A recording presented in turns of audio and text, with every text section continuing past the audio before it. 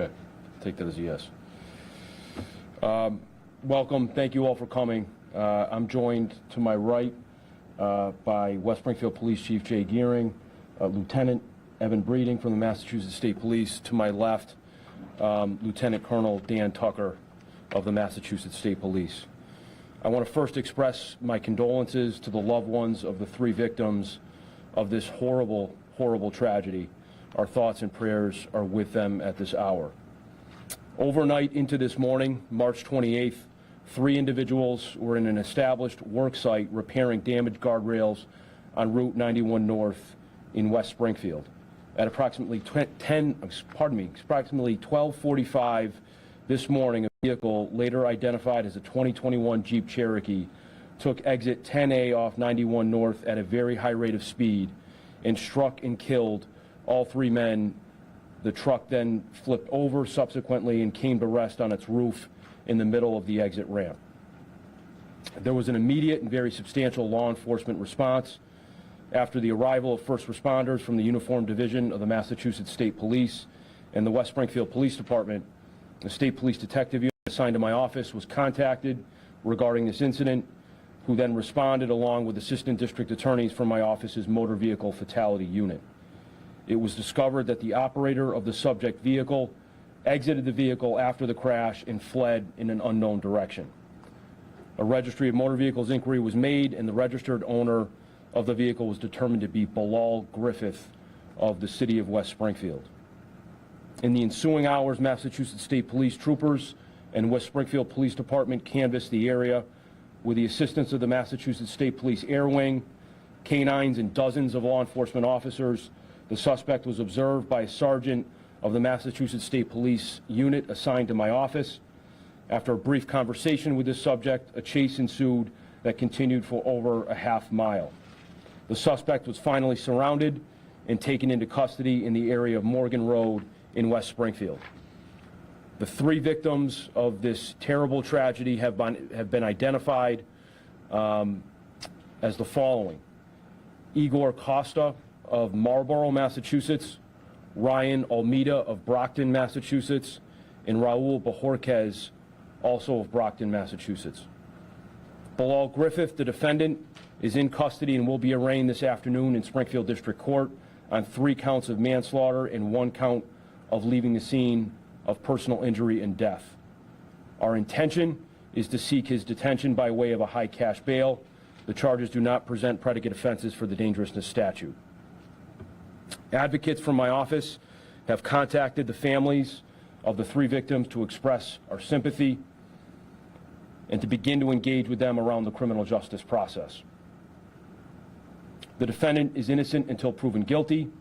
This remains an active, ongoing investigation between the Massachusetts State Police Detective Unit, assigned to my office, and the West Springfield Police Department. I'm happy to take questions. Are you aware of what the speeds were? No. Based on video and the initial investigation, the speeds certainly exceeded appropriate speeds taking that exit ramp on 10A, but any precise speed will only be the product potentially of a crash reconstruction investigation, which will take many weeks, if not months. Alcohol or drug involvement? Can't comment on that at this point. Can you make public the firm that the 3 deceased were working for? Premier Fencing, I believe, is the name. Was the lane closed at that time? I don't know exactly. The entire lane was not closed. The exit, to my understanding, 10A was open, but it may have been impeded or cut into by the traffic setup. But that particular information I don't necessarily have. Again, the exit was open, however. Was there a police detail with this group at the time of the incident? State Police. What sort of construction were they doing? Repairing guardrails. And that was up and down 91, so they were moving over the course of the evening. They were on 91, or they're working on the ramp? The setup was on 91 at that exit, and they were working on the guardrails that, of course, abut the road. Was the driver licensed, do we know? I don't know the status of his license. He was obviously in the system based on the motor vehicle registry check. So it was his car that he was driving? That's our presumption, yes. Mhm. And the driver ran away from the scene and was found later on Morgan Road? Yeah, hours later, it was determined initially that the car obviously was unoccupied. As I mentioned, there was numerous troopers and West Springfield police officers who began to canvass the area. The State Police Air Wing was called in, canine support was called in, and it was several hours later he was seen down in the area off Riverdale Road, actually by a sergeant assigned to my office in plain clothes. He engaged the individual who met the description, both in clothing and appearance, of what was determined by the investigation at that point. After a brief dialogue, this individual went running. This sergeant gave chase and alerted other officers in the air wing, chased him for upwards of a half mile through woods and through commercial and residential areas, and finally ended up in the area of Myron Street, where he was sort of surrounded by other law enforcement, and at that point surrendered and was taken into custody. Myridge Street? Myron, M-Y-R-O-N. Oh, where the golf shop is. Yes. This is slightly off topic, but obviously yesterday in Springfield there was another fatality of bicyclist was hit, and I believe that person that hit them also bled on foot. Is that, rare to see those, back to back like that? And also, is there any updates on that, perhaps, that you know? Yeah, about 5:45 last night, there was an individual on a bicycle in the area of Verge Street and Parker, I believe, in the city of Springfield.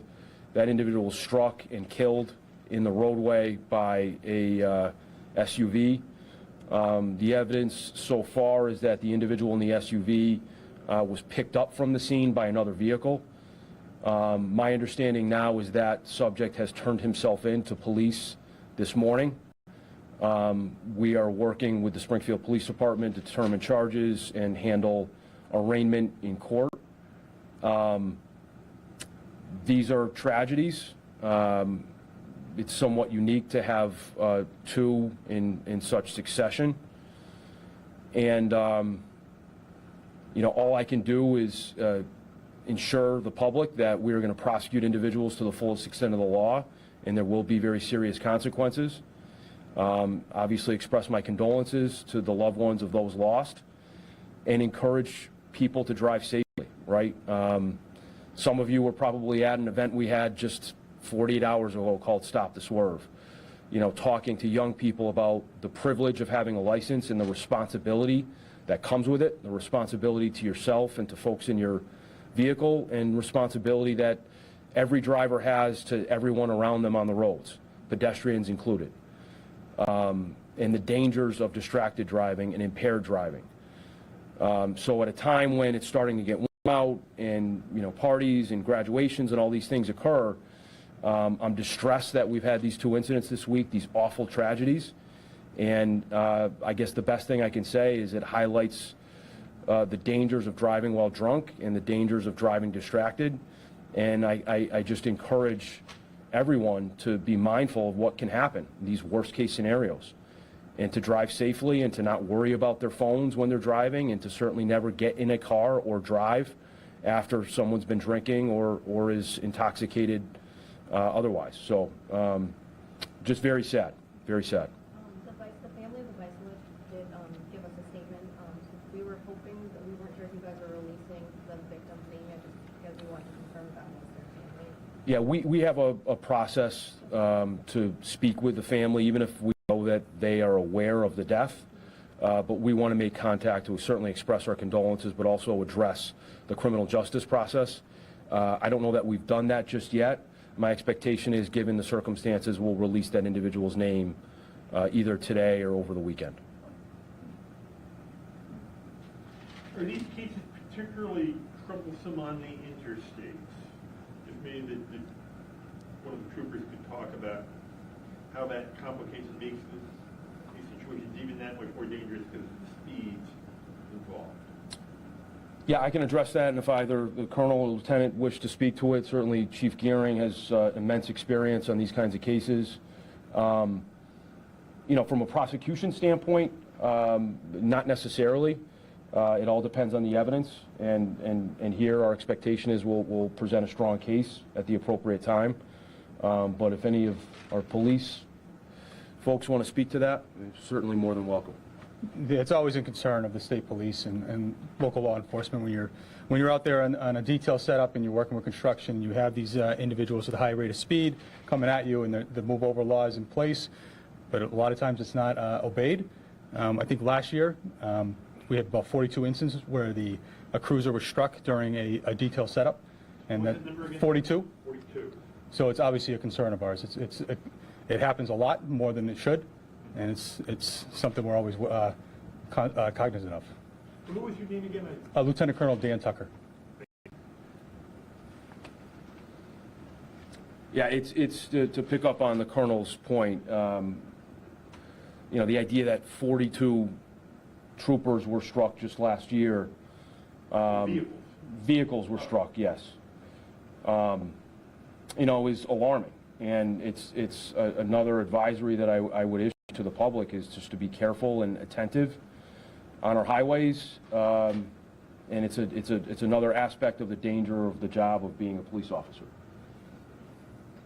Do we know if there's, that ramp is like a popular place for accidents? Is that why they might have been fixing guardrails and? I'm not aware, Chief.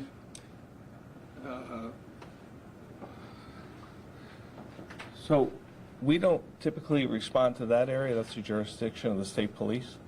But we've assisted a few times up there, and the only inference I could make is there was some type of collision there that would cause damage to the guardrail.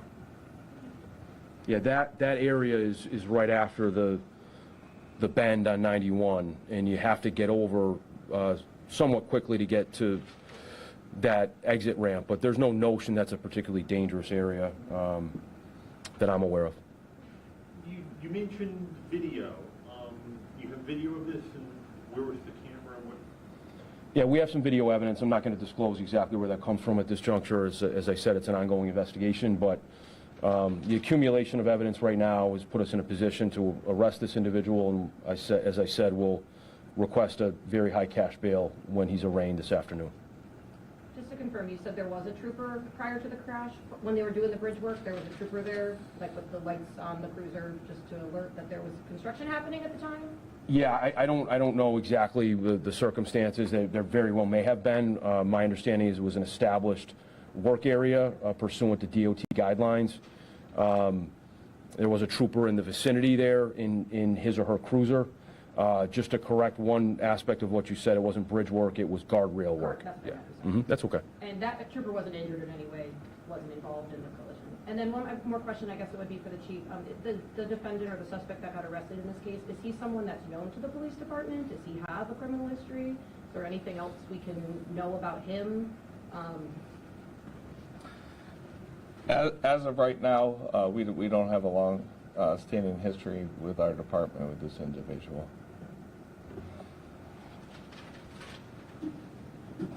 Any other questions? Three gentlemen who died, they died at the scene?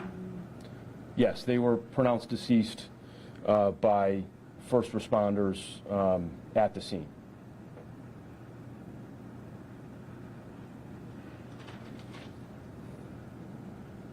Okay. Thank you. Is there a way I can double check the spellings of the... We're going to make a press release in the coming hours, and I'm sure Peyton can help you if you want to clarify that.